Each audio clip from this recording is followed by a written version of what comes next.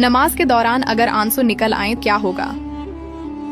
नाजरीन, रसूल सल्लल्लाहु अलैहि वसल्लम ने फरमाया कि दो आंखें ऐसी हैं जिन्हें जहन्नुम की आग नहीं छुएगी। नंबर 1, वो आंख जो अल्लाह के खौफ से रोती है, और नंबर 2, वो आंख जो अल्लाह के रास्ते में पहरा दे।